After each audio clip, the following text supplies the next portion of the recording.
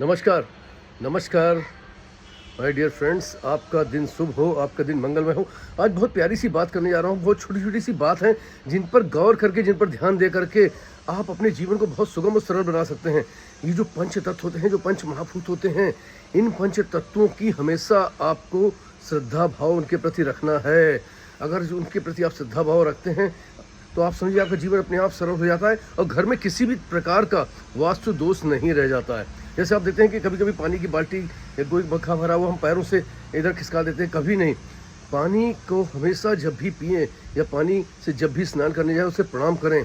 पानी को पीते समय जल देवता का ध्यान करें और उसके बाद जल ग्रहण करें। जल को कभी दूषित न करें और जल को कभी बर्बाद न करें, क्योंकि जल, वायु, अग्नि, पृथ्वी, आकाश के पंच तत्व जो हैं, इन पर आपको हमेशा आदर भाव रखना है। जो वायु है, वायु जो है हमारे प्राण का स्रोत है। हम उससे सांस लेते हैं, उससे हमारा जीवन है। उसको प्रदूषित करने का कभी प्रयास ना करें। कहीं भी अगर प्रदूषण फैल भी रहा है तो उसे रोकने का प्रयास करें और उसके प्रति हमेशा भाव रखें, नमन करें और गहरी सांसें अपने अंदर प्रवेश करें, गहरी सांसें छोड़ना शुरू करें। इसी तरह ये अग्नि जो प्रकाश का प्रतीक है, जो हमारे जीवन में उज्ज्वल करता है, हमारे जीवन को, हमारे जीवन में चेतना लाता है, ऊर्जा लाता है। अग्नि के प्रति हमेशा हमारा समर्पण भाव रहना चाहिए।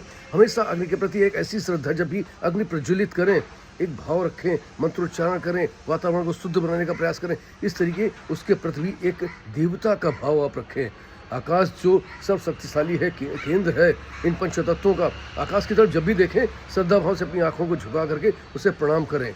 ये उनके प्रति एक आदर, एक सम्मान होता है। और पृथ्वी, पृथ्वी जो हमें सदा जो है फलीभूत करती है, अन्न धन धान से परिपूर्ण करती है, रहने का स्थान प्रदान करती है, हर तरीके से। कहीं से भी अगर हम पृथ्वी जब सुबह प्रातः उठते हैं तो सबसे प्रथम हम अपने चरण, पृथ्वी के चरण छू करके ही अगर हम अपना बिस्तर छोड़ते हैं।